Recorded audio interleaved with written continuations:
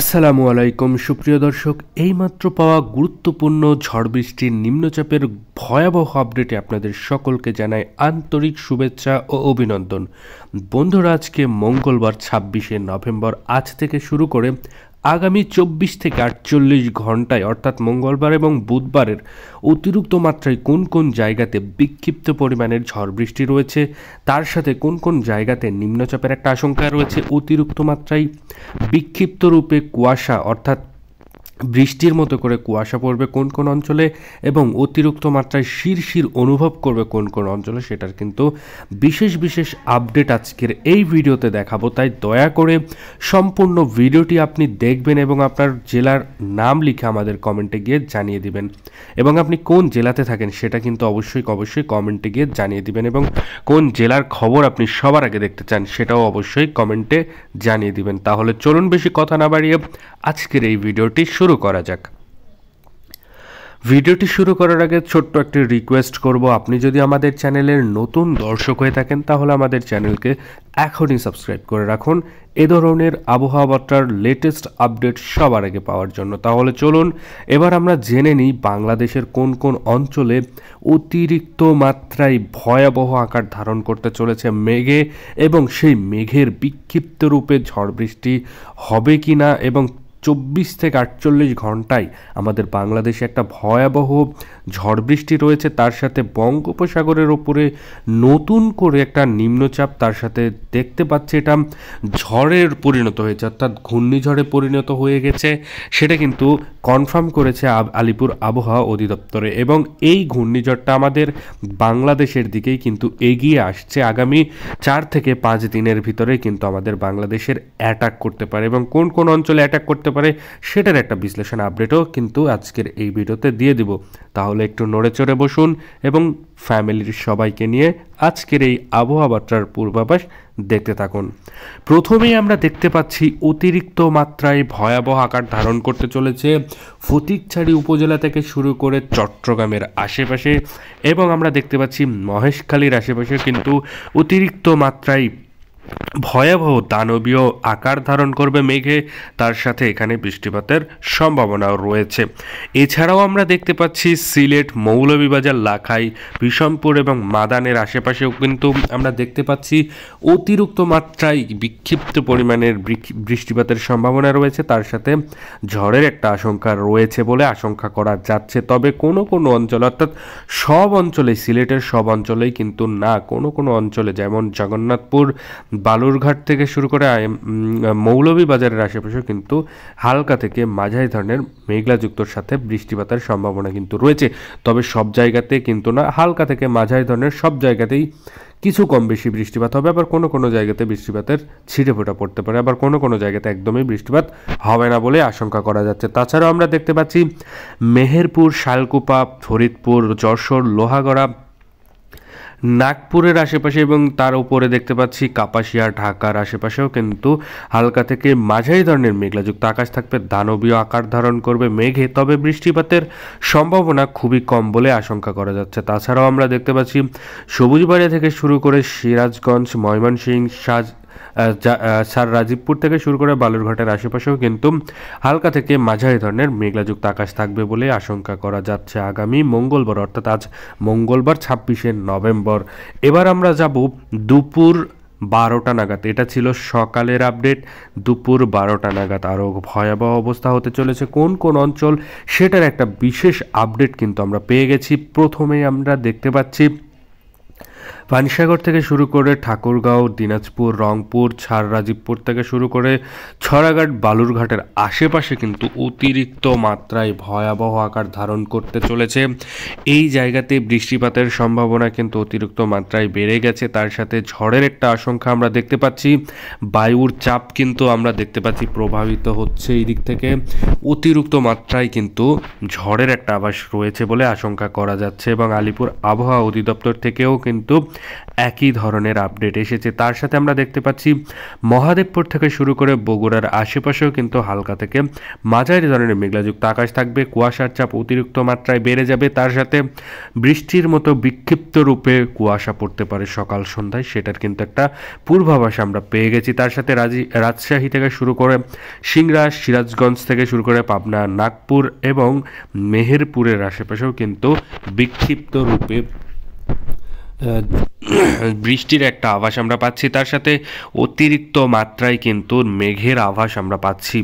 এছাড়াও সিলেটের আশেপাশে হালকা থেকে মাঝারি ধরনের মেঘলাযুক্ত আকাশ থাকবে। তার সাথে খুলনা, বরিশাল, কলাপাড়ার আশেপাশেও হালকা থেকে মাঝারি ধরনের মেঘলাযুক্ত আকাশ থাকবে।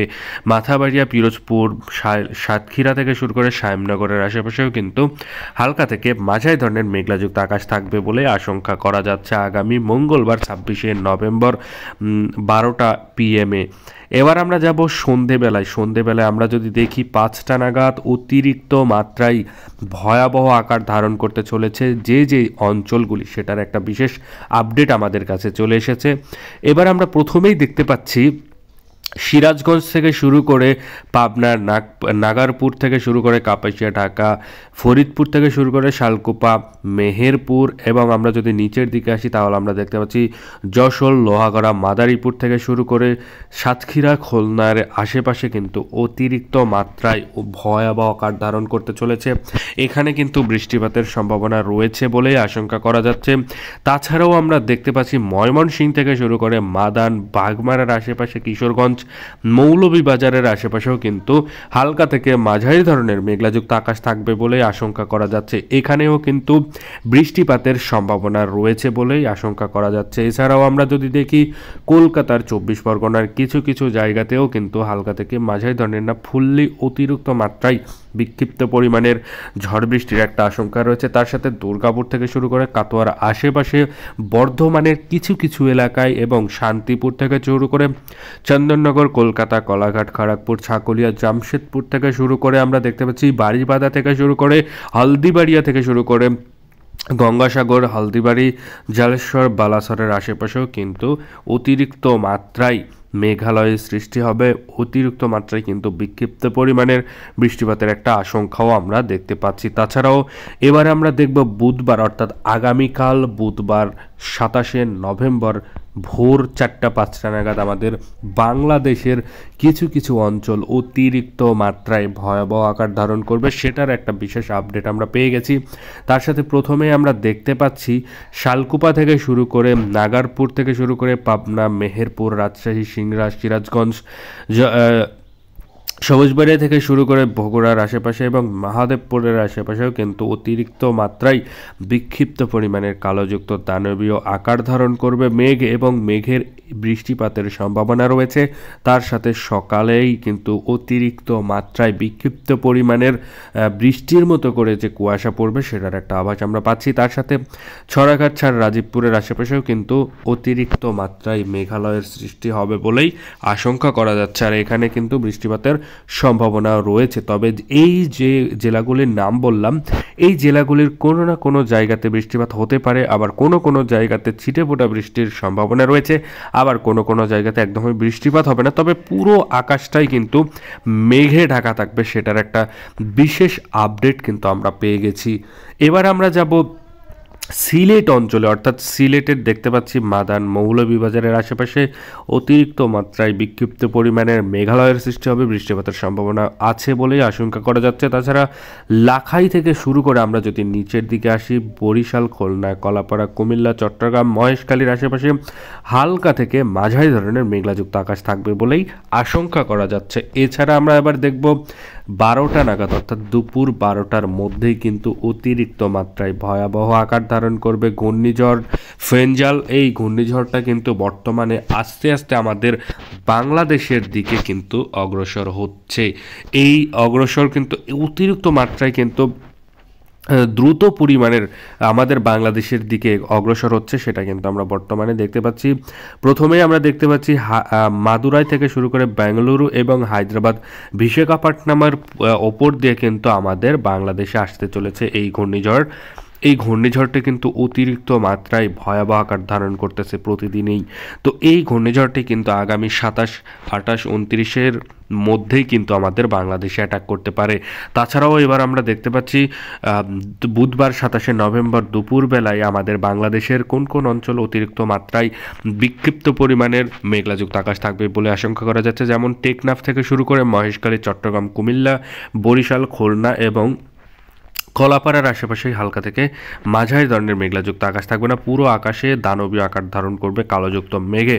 এছাড়াও আশেপাশের যে জেলাগুলি রয়েছে সেই জেলাগুলিতেও হালকা থেকে মাঝারি ধরনের বৃষ্টিপাতের সম্ভাবনা রয়েছে বলে আশঙ্কা করা যাচ্ছে। তাছাড়া আমরা সন্ধ্যেবেলার আপডেটে যদি দেখি, সন্ধ্যেবেলার আপডেটে অতি ভয়াবহ আকার ধারণ করবে, অর্থাৎ ঘূর্ণিঝড় ফেঞ্জাল কিন্তু অতিরিক্ত মাত্রায় দ্রুত আকারে আমাদের বাংলাদেশে অগ্রসর হচ্ছে। তার সাথে সাথে বাংলাদেশের কিছু কিছু অঞ্চল যদি আপনি একটু লক্ষ্য করেন, কিছু কিছু অঞ্চল কিন্তু অতিরিক্ত মাত্রায় ভয়াবহ আকার ধারণ করতে চলেছে।